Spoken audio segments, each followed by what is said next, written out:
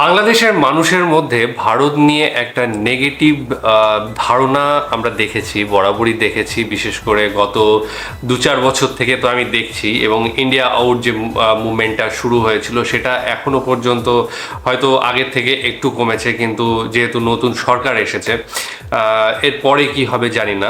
তো যেহেতু আগের যে কন্ডিশনটা ছিল সেটা জানি, তবে এই যে ডক্টর ইউনূস প্রধান উপদেষ্টা হয়ে এসেছেন এবং তারপরে দেশে মানুষের মধ্যে ভারতের সঙ্গে সম্পর্ক নিয়ে কি ধরনের ধারণা তৈরি হয়েছে বা সেই আগের ধারণা বদলেছে কিনা সেটা নিয়ে একটা বিস্তর আলোচনা তো চলেই।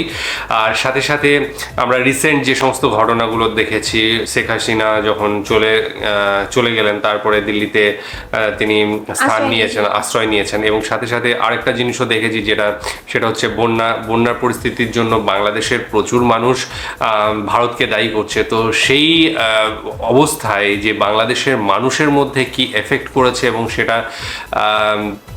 তাদের মুখ দিয়ে কিভাবে আমরা জানবো, সেটা নিয়েই আজকের ভিডিও। একটা জনমত দেখব, জনমতটা হচ্ছে ভারত বন্ধু না শত্রু, এই শিরোনামে আজকের ভিডিওটা। ডেসক্রিপশন বক্সে লিঙ্ক দিয়ে রাখবো, সেখানে গিয়ে অরিজিনাল ভিডিওটা দেখো, সাথে সাথে চ্যানেলটাকে লাইক, শেয়ার, সাবস্ক্রাইব করে দিও। কিভাবে একটি দেশ একটি প্রতিবেশী দেশকে রাতের আধারে ডুবিয়ে দিতে পারে সেটা আমার বোধগম্য নয়। বন্ধু কারা বলেছে, স্বামী কারা বলেছে, তারা আপনারা দেখেছেন। ভারত আমাদেরকে একেবারে লুটে পুটে খাচ্ছে। ভারতকে বন্ধু তারাই বলতো যারা ভারতের সহায়তা নিয়ে দীর্ঘদিন বাংলাদেশের ক্ষমতায় থেকে বাংলাদেশকে একটি করদ রাজ্য বানাতে চেয়েছিল। ফেলানিকে হত্যা করে কাঁটা ধরে তা ঝুলিয়ে রেখেছিল। এই একটা ছবি দেখলে পারেন যে আসলে ভারত আমাদের কিরকম বন্ধু। যে যেখান থেকে দেখছেন বাংলা ভিশনের নিয়মিত আয়োজন জনমতে, আপনাদের সাথে আছে আমি শুভ খান। চলমান সমসাময়িক বিষয়গুলো তুলে ধরতে চেষ্টা করি এই অনুষ্ঠানের মাধ্যমে আপনাদের সামনে। আজকের বিষয় ভারত, আমাদের প্রতিবেশী দেশ। একই সাথে ভারতকে বলা হয় বাংলাদেশের বন্ধু।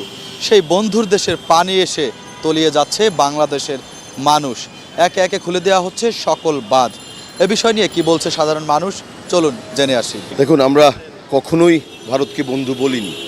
বন্ধু কারা বলেছে, স্বামী কারা বলেছে, তারা আপনারা দেখেছেন।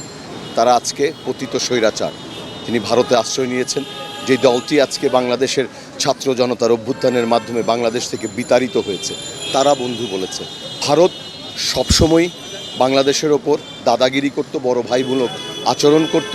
আমরা সেটার প্রতিবাদ জানিয়ে এসেছি। ভারতকে আমরা প্রতিবেশী রাষ্ট্র হিসেবেই মনে করি এবং একটি প্রতিবেশীর সাথে সমতার ভিত্তিতে, ন্যায্যতার ভিত্তি যে সম্পর্ক, সেই সম্পর্ককে আমরা প্রাধান্য দিব এবং সেই সম্পর্কই আমরা আশা করি। তারা আমাদের এখন দেশে পানি যেহেতু প্রয়োজন নেই, কিন্তু পানি যখন প্রয়োজন তখন তারা পানি দিচ্ছে না, কিন্তু যখন আমাদের পানি প্রয়োজন নেই তখন তারা সম্পূর্ণ পরিমাণে বাঁধ খুলে দিচ্ছে, যেটা একেবারে আমাদের কাম্য ছিল না। আমাদেরকে সতর্ক সংকেত দিয়ে এই বাঁধগুলো ছেড়ে দেওয়া হতো, তাহলে সেই সাথে আমরা দেখতে পারতাম যে আমরা সতর্কতা অবলম্বন করে আমরা আমাদের নিরাপত্তা নিশ্চিত করে নিয়ে আমরা এখন সুষ্ঠুভাবে বাঁচতে পারতাম। যে স্বৈরাচার ছিল তাদের মধ্যেও কিন্তু স্বৈরাচার আছে, তারা অবশ্যই একটা স্বৈরাচারের দল।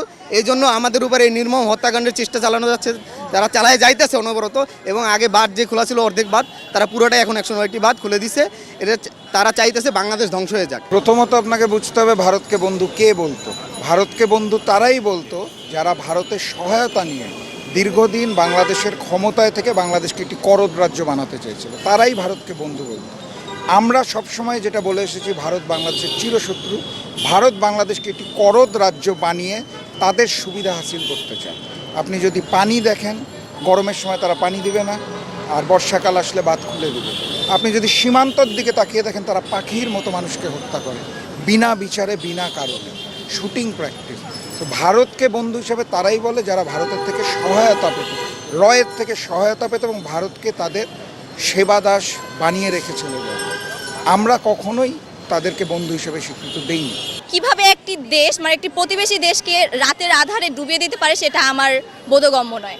আসলে রাতের অন্ধকারে এভাবে পানিতে সবাইকে যেভাবে তলিয়ে দিয়েছে এবং মানুষ নিজেদের জীবন তো দূরে থাক, মানুষ নিজের সম্পদ এগুলো কিছু নিয়েই বেরোতে পারেনি। তো আমি সর্বশেষ বলতে চাই যে আমাদের ভারত বন্ধু ছিল, কিন্তু এখন আর নেই। আমরা এখনো ভাবতেও পারছি না সে কখনো বন্ধু ছিল, আদৌ কি ছিল সেটাও আমি বলতে পারছি না। ভারত যেটা করেছে এটা আমাদের মনে হয় যে এটা ইচ্ছাকৃতভাবে, কারণ তারা বাংলাদেশকে বর্তমানে অস্থিতিশীল করতে চায় এটাই আমাদের হলো ব্যক্ত। ভারত বাংলাদেশের কখনোই বন্ধু ছিল না। আমরা অতীতে দেখেছি যে বাংলাদেশের সীমান্তে তারা যেভাবে আমাদের সেই ফেলানিকে হত্যা করে কাঁটা ধরে তা ঝুলিয়ে রেখেছিল, এই একটা ছবি দেখলে পারেন যে আসলে ভারত আমাদের কীরকম বন্ধু। বাংলাদেশে যখন পানির প্রয়োজন তখন বাংলাদেশে পানি নেই, আর যখন পানির প্রয়োজন নেই তখন পানিতে এই প্লাবিত করে বাংলাদেশের মানুষকে মারতে চায়। এইটাই হলো ভারতের বন্ধুত্ব।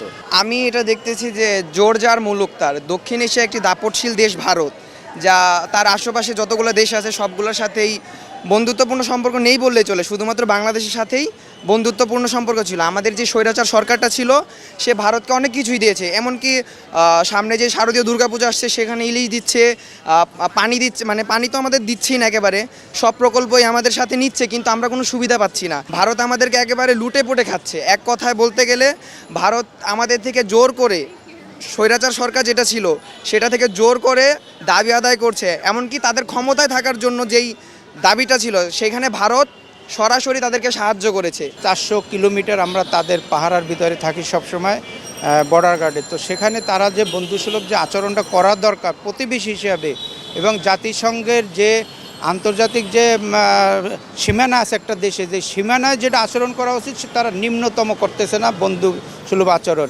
সবসময়ের জন্য শেখ হাসিনা সেই ভারতকে দিয়ে আসছে। এখানে আমাদের কথা স্পষ্ট, প্রতিবেশী সুলভ আচরণ করতে হবে। প্রতিবেশী সুলভ আচরণে যদি তারা যে ন্যায্য হিস্সা পাবে সেটা আমাদেরকে দেবে। আমাদের যেন জনগণ যারা বর্ডারে বাস করে তারা যেন হত্যার শিকার না হয়। আমরা আর কিছুই চাই না, আমরা ভারতকে বাংলাদেশ থেকে সরাতে চাই। আর তাদের মাঝখানে তারা যখন আমাদের মাঝে বাদ তুলতে পেরেছে, আমরাও ইনশাল্লাহ পারবো তাদের মাঝখানে বাদ তুলতে। কি পারবো না? আমরা স্টুডেন্টরা, আমাদের টাকা দরকার নেই, আমরা স্টুডেন্টরা তাদের ওই বাদের বিনা পরিশ্রমে আমরা বাদ তৈরি করব। আমরা ভারতকে বন্ধু হিসেবে ভাবতেছিলাম, কিন্তু ভারত কি করলো? বাদে এই যে ইচ্ছা করা বাদটা করে দিয়া পানি ছেড়ে দিল। এতে কি হলো? বাংলাদেশের মানুষ কত বড় ক্ষতিগ্রস্তের মুখে পড়ছে। এতে কি হয়েছে? এটা কি বন্ধুত্বের পরিচয়? তাদের আচরণগুলোই প্রতিহিংসামূলক। আমাদের দেশ অস্থিতিশীল এরকম একটা পরিস্থিতি, এই অবস্থায় তারা কোন বিবেকে এই সমস্ত বাঁধ খুলে দিতে পারে? তারা তো সাহায্যের হাত বাড়ালো না, বরঞ্চ দুর্গস্থ কীভাবে হয় গোটা দেশবাসী সেটার জন্য তারা এই বাঁধ খুলে দিয়ে সেই ব্যবস্থাটাই করলো। বন্ধুর হাত কোত্থেকে তারা দেখালো? প্রতিবেশী দেশ ভারতকে নিয়ে এই ছিল সাধারণ মানুষের মতামত। দর্শক, দেখা হবে আগামী পর্বে নতুন কোনো বিষয় নিয়ে। সে পর্যন্ত ভালো থাকবেন, সুস্থ থাকবেন, বাংলা ভিশনের সাথেই থাকবেন। ইন্টারভিউটা দেখে যেটুকু বুঝতে পারলাম তাতে ভারতের বিরুদ্ধে যে ক্ষোভ সেটা কিন্তু মানুষের মধ্যে থেকে এখনো যায়নি। বিশেষ করে এই পরিস্থিতিতে যে যখন অন্তর্বর্তীকালীন সরকার সবে দায়িত্ব নিয়েছে এবং দেশে একটা একটু অন্যরকম পরিবেশ হয়ে রয়েছে, যেহেতু সরকার নেই, একটা গিয়েছে এবং হঠাৎ করে আরেকটা সরকার তৈরি হয়ে গিয়েছে, তো সেটাকে গুছিয়ে উঠতে সময় লাগবে। আর সাথে সাথে এই বন্যা এবং এই পরিস্থিতিতে একটা যে ক্ষোভটা দানা বেঁধেছিল সেটা কিন্তু আরও আমার মনে হয় যে দানাটা মানে বড় হয়েছে, তিল থেকে তালে পরিণত হয়েছে। কথাবার্তা যেটা শুনে বুঝলাম যে ভিডিও মানে এই পরিস্থিতি যে পরিস্থিতিতে চলছে বাংলাদেশ, তার আগে একটা ইন্ডিয়া আউট ক্যাম্পেইন চলছিল, সেটা হয়তো স্তীমিত হয়েছে। আমি জানি না সেটা কতদূর কি হয়েছে, একটা অনলাইনে বিরাট ব্যাপার হয়ে উঠেছিল। কিন্তু পরবর্তী সময়ে আমরা এই যে বাংলাদেশের একটা সরকার যাওয়া আর একটা সরকার আসা, এর মধ্যেও তারপরেও হচ্ছে যে বন্যা চলে আসলো, এইগুলোর মধ্যেও যে মানুষের মধ্যে ক্ষোভ, সেই ক্ষোভটা কিন্তু মেটানো খুব জরুরি। কারণ দুই সরকার মিলেই এটা সম্ভব করতে পারে। দুই সরকার যখন একসঙ্গে টেবিলে আলোচনায় বসবে তখনই সেটা রিজলভ হবে। আর আরেকটা ব্যাপার হচ্ছে যে বেশ কয়েকটা পয়েন্ট, বন্যা, বর্ডার যেটা পরিস্থিতি, বর্ডার পার হওয়া যেটা, সেইটা নিয়ে মানুষের ক্ষোভ রয়েছে, বন্যা নিয়ে ক্ষোভ রয়েছে, আরও বেশ কিছু টপিক এখানে আমরা দেখতে পেলাম। যেটা বলা হচ্ছে যে আগের যে সরকার ছিল সেই সরকার ক্ষমতায় থাকার জন্য ভারতের সাথে বন্ধুত্ব করেছিল।